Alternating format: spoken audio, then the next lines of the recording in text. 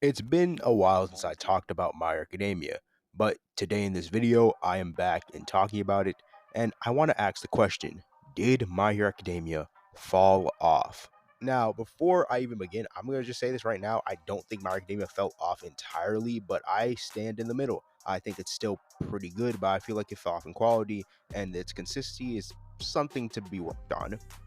Now, obviously, it's not really as popular as did Bleach fall off after Soul Society, that whole discussion. I'm not really trying to make it like that. I'm not trying to spread misinformation. This is just my personal opinion on how I think My Hero Academia kind of fell off, but at the same time, really didn't.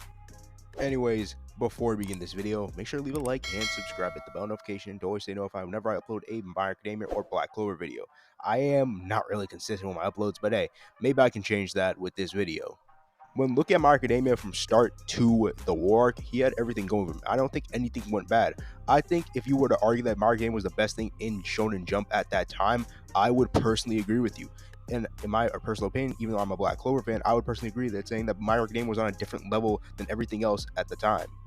Hell, Horikoshi had one of the best protagonists in Shonen Jump as of the time. And he had Endeavor, one of the best characters in My Hero Academia, and he had the League of Villains, which was one of the best villain casts to its time. And the war elevated that. It elevated the characters. It elevated everyone who was in that war arc. Hell, Horikoshi had even ongoing mysteries of who is the UA trader and who is Toya Todoroki, which we now know is Dabi. But still, it still begs the question, where did My Hero Academia go wrong?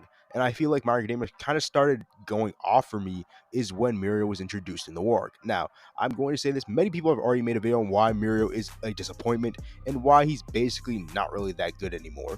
I think my problem with Mirio is people kept on telling us that this guy was the next All Might. People kept on telling us he's the closest one to be number one among everyone, even the pro heroes. I think that's the thing that really ticked me off because even though we got that, even though they told us that, yeah, it's cool and all, but that he never showed why he was that number one hero. And when he showed up in the war arc, no explanation whatsoever, and he didn't change anything in that war arc. He just came in, did his thing, and just didn't do anything else after that. It's a shame. It's the equivalent of Todoroki, in my personal opinion. Todoroki has been shown or been told that he has the power to surpass Endeavor. It's been shown that. They tell us, but it's been shown that he can do it.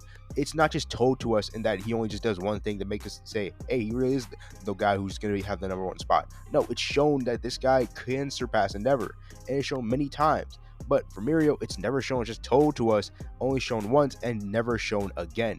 Because for us, I think Horikoshi was meant to us just accept the fact that Mirio was going to be the next to be number one, and we had to accept that, which I don't really get, and I really, really hate that.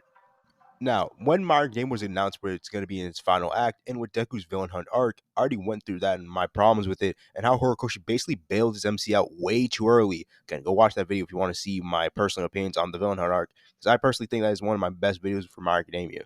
Do you want to know the thing that really grinds my gears?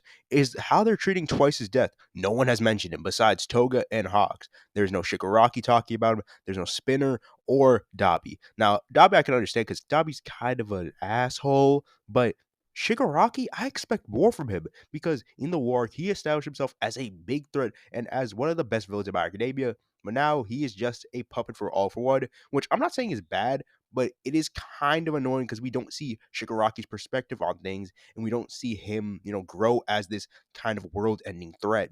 And speaking of All for One, I am praying on his downfall. I'm ready for this guy to die, and I hate him. Now, look, I'm supposed to hate him. He's the villain. He's making me hate him, which is a good thing. This is a good thing on Horikoshi's part.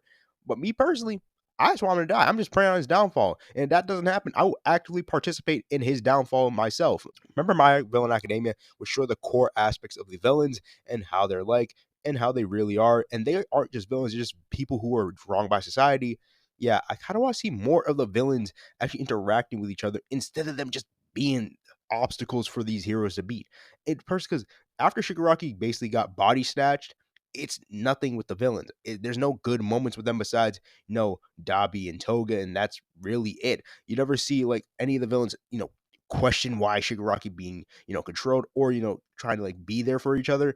It's just really just meh. Me talk about how my game is not really going through Deku's trauma of the villain hunt arc and just not really going on it. It's just me being a dead horse. So I'm not going to mention it. I'm only going to mention a little bit. I do wish that they went in depth, but right now I guess it's pointless, so I don't really care anymore. So the thing is, I want to talk about one of the wrongs that this arc has been doing. The Star and Stripes mini arc. I'm going to say it right now.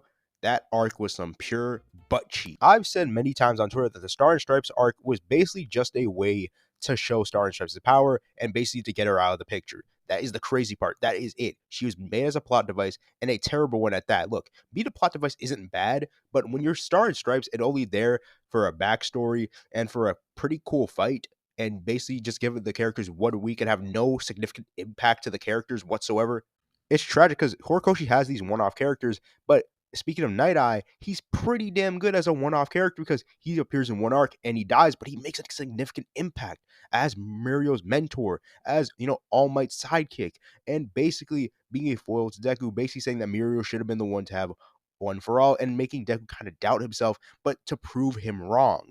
And that's the beautiful thing of it. I actually cried when Night Eye died. To this day! To this day! Well, I guess you just shout out Star and Stripes for weakening All for One no Shigaraki, which is pretty cool, I guess. But all that just means nothing to me.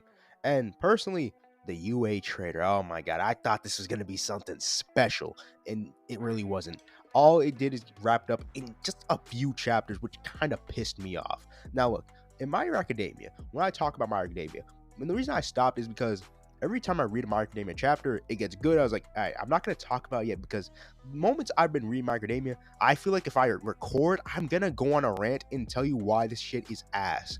I'm not saying My Hero Academia is ass in general, but some of the writing decisions in this final act has just been pissing me off. Ayama being the UA Trader, not really surprised there. Understandable. I really actually thought it was going to be Invisible Girl. It was between him and her, but it doesn't matter. And I don't really care because personally, I already knew it was going to be him. And because there was just subtle details, well, multiple details, like, yeah, this guy's a traitor. And I was like, I'm not surprised. And do I feel anything? I kind of do. I do like Ayama's character, but the way it gets resolved kind of gets me mad because it's supposed to be a long conflict. Not like long enough, but basically at least there, not like a few chapters done. Now, there's obviously bright spots to this final act, which is Dabi as a whole. Dabi and his whole Todoroki conflict. Look, I don't know what Horikoshi was snorting when he was doing this conflict, but it must have been that good stuff because this conflict between the Todoroki household and Dabi as a whole is one of the best things in the series. Now, obviously, My Hero Academia is not in a good position right now. I personally think it has fallen off in quality, but as a series, I don't think it has truly fallen off. I do think it's been getting a bit worse, but I feel like there are some highs and there are some times that can help My Hero Academia to get back to the way it was, which was pre-war arc. Comment down below if you guys think My Hero Academia has truly fallen off. And again, keep the debate civil, please. I don't want y'all being toxic, basically saying, oh, well, your opinion's wrong, my opinion's right. Look, everyone's opinions matters. Just agree to disagree. Now, it has been the Right Cloak.